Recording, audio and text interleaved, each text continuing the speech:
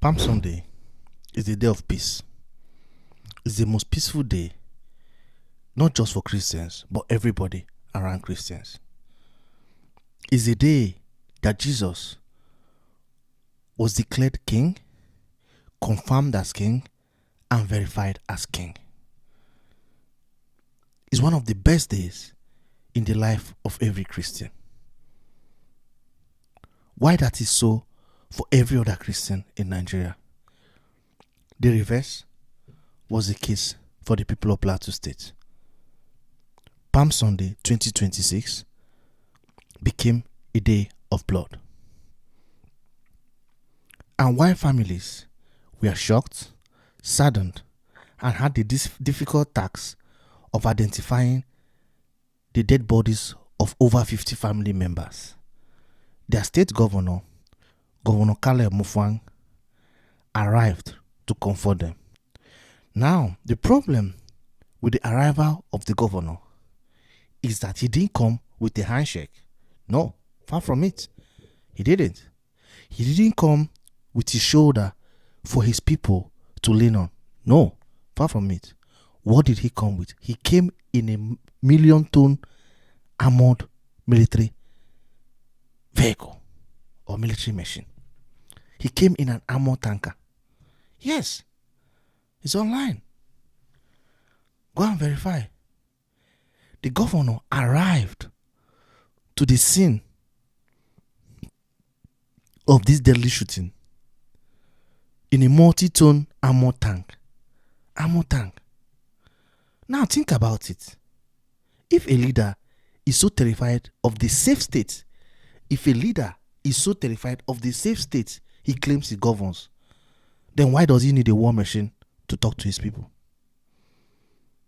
I thought he claimed, or he keeps claiming, that the APC is a party that is going to renew our hope.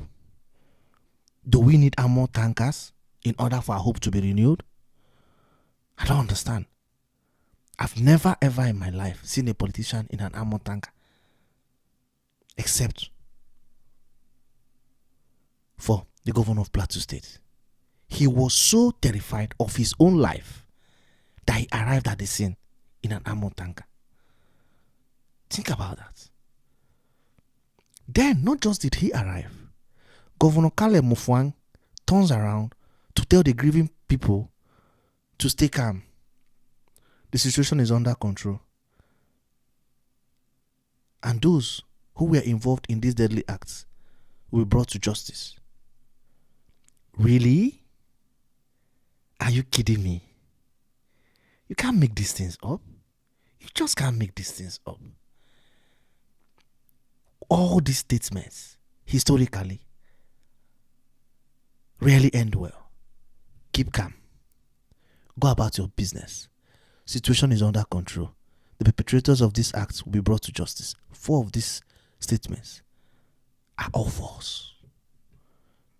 They are rarely, if not never, brought to justice. They won't. If the same perpetrators who kidnapped church worshippers in Kwara State returned these worshippers in buses after the government claimed they negotiated with them, and there are reports that ransom were paid, and they were not brought to justice. The people who returned people who they kidnapped, and reports are out there that ransom was paid, and they haven't yet been brought to justice. It is the Plateau Palm Sunday massacre guys that are going to be brought to justice. Keep calm and continue with your daily lives. But he's talking from an armored tanker. Can you imagine that? Can't make this up. You cannot just make this up. Why are you hiding in an armored tanker if your state is safe? This is the chief security officer of a state. Yet, he's hiding in an armored tanker, talking to his people. Today on Raging Hot Mic, we are stripping away the renewed hope paint to review the cold, hard steel of betrayal in Plateau State. Smash the like button, follow me or subscribe, drop your comments and share this video. Let's go. I'm your host for today, Chika. Now let's go with the context. Gunmen stormed Angwan Rukuba community, that is Jos North. That is the area where the University of Jos is located, and surrounding communities on the evening of March 29th, 2026, Palm Sunday, on the evening. Early reports cite that at least 30 to 50 people are dead, with multitudes currently hospitalized. So the death count might keep increasing, depending. Now, many young people and students of University of Jos were the alleged victims. Students who Nigeria have failed. Students who got admission in a university, in a prestigious university like University of Jos. Do you understand? In a prestigious university like University of Jos. As somebody from the South, I'm telling you, as somebody from the South, if there's any university in the North where every Southerner wants to attend, is University of Jos. I'm telling you. It's not even known as a Northern university. ABU might be beautiful, ABU might be fine, it might have good architectural design. Unilore might be one of the best attempts of academics. But when it comes to a Gen Z university, the university every Southerner wants to attend, give it to University of Jos. Rich in culture, rich in geography, rich in academics, and that is the university that is paying the price. Now, this happened while the governor and other leaders of Plateau State, remember the APC chairman is from Plateau. The APC chairman is from this state. This happened while they were partying, because that convention was a party. You are partying, having fun, celebrating progress at the center, renewed hope. This is the renewed hope they promised us, or they are promising us. This is the renewed hope that they've been promising us. That is manifesting in our eyes. My talking points are: number one, the body count. In less than 3 years, Plateau State has seen a staggering loss of lives. Let me give you the numbers. From the 200 plus deaths on Christmas Eve, more than 200 people were killed on Christmas Eve 2023. That's the first one. Over 200 people killed on Christmas Eve 2023. To the over 120 people killed in April 2024. That is two. Over 200. Over 120 in April 2024. Now this one, over 50 people. One state, in one administration. Since President Bola Ahmed Tinubu became president, I'm telling you, 2 mass killings in one state. Total deaths under this administration in Plateau State is over 800 people. Mark of more than 800 people killed. And you will still have the guts to go to that state and tell them to vote for you. Do you understand? You still have the guts to go to these same poor people and tell them to vote for you. Now the alignment might meet. The governor is recently defected to APC. Yes. The alignment meets. The governor recently defected to APC. And he did so in order to secure his second term. Because reports have it, allegedly, that he was threatened that if he doesn't take camp or defect to the APC, he's going to lose his position. They're going to bring somebody else in the APC and that person is going to win him or defeat him. So he now defected to the APC in order to secure his ticket for second term. And he lied to us. And we know he lied. He lied in broad daylight that he was aligning to the center in order to bring development and security to his people. So what is he talking about? So you have to be in the APC. Does APC have a different police from the national police? I thought they say police force was for everybody. Does APC have a different military from the regular military? Is the president of APC or president of Nigeria? So the president cannot defend those who voted against him. So does the president get taxes from Plateau people if they didn't vote him? Does he collect taxes from them? So what is this aligning with the center? What does he mean? What do you mean by the center? Does the center not represent the whole country? Or is the center representing only APC members? These people talk like we are kids, like we don't have sense. As if we are fools. If you are elected, you are representing the country. You are the governor of Plateau. You are the president of Nigeria. You're not the president of APC. So why do I have to align with you? I have to provide the basic things I need.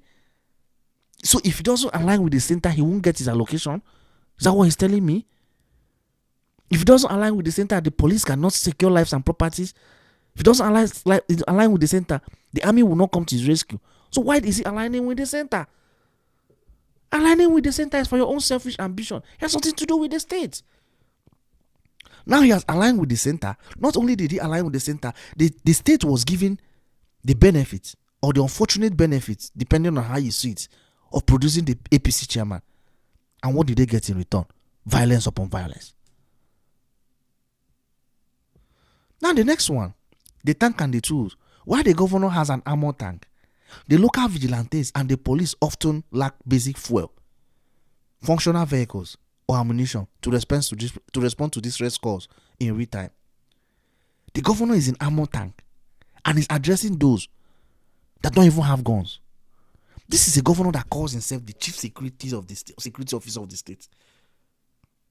When they want to threaten you, like happens in Edo State, where Mondo Pueblo has told Peter Obi not to come to Edo State because he can't guarantee his safety. So that tells you the governor has accepted is in charge of security. No other person. He calls the shots. So if he calls the shots and he has the ability to tell someone not to campaign, like Sunday Igboho is also doing in Yoruba land, telling the likes of Atiku not to come to Yoruba land and campaign. So they are telling me they are in charge. So why can't they respond when there's emergency? You can't have it both ways. Pick a side. You can't have it both ways. You can't threaten people that you are going to wreak havoc to them when they visit your state, that you are the chief security officer, then fail to protect your citizens or your indigents. You can't. I put it to you, you can't. You cannot have it both ways. You threaten people, they shouldn't come to the state, you are in charge of the security. But when there's a security lapse, when the people are attacked, you no longer take responsibility. You start bringing up reasons. So who is in charge?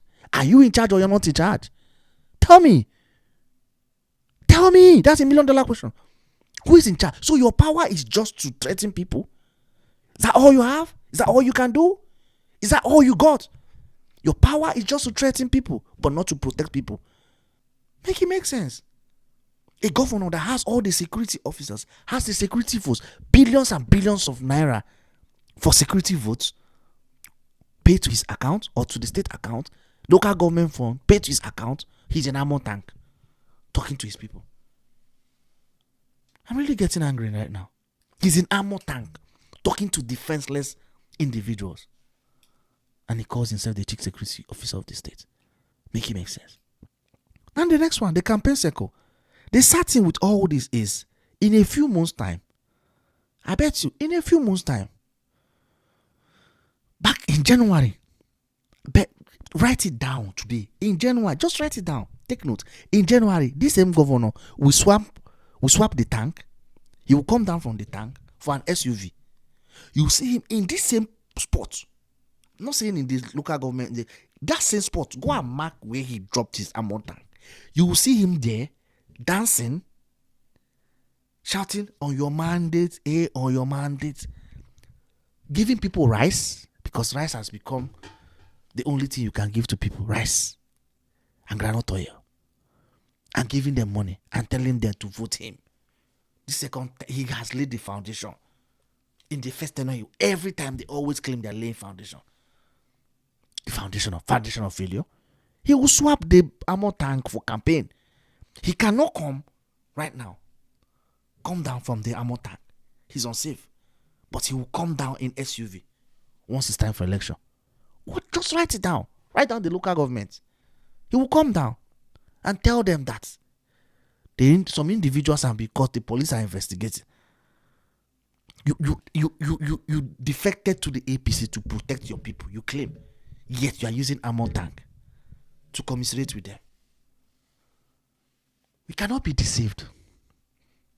We are raging hot mic. The home of the uncomfortable truth. We tell the comfortable truth. The community of the raging radiant. We call it our sweet. We can't be deceived. Now, in conclusion, or my conclusion is, we are tired of vows of justice that never lead to arrest. Yes, we are tired. Vows of justice that never lead to arrest. We are tired of renewed hope that looks like a funeral procession. Yes, the renewed hope is now a funeral procession. Are you not tired? You never suffered rich. We are tired. If a governor needs a tongue to talk to his people, then he has already lost the state. Yes, he lost the state. If he needs a tongue in order to talk to his people, he has lost that state. He's no longer in control. The state now belongs to the terrorist group. They are the chief security officers of that state. No longer the governor. The governor only owns the state when it's a time for allocation and when it's time to threaten people. The people of Plateau State aren't looking for a leader who can survive an ambush. No. The governor is a leader who wants to survive an ambush. That's his main concern. Rather, they are looking for a leader who ensures ambush never happens. It's not a leader who threatens people.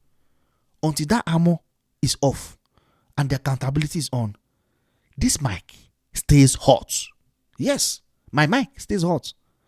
Until the armor is off and accountability is on, this microphone stays hot. Yes, this is Raging Hot Mic.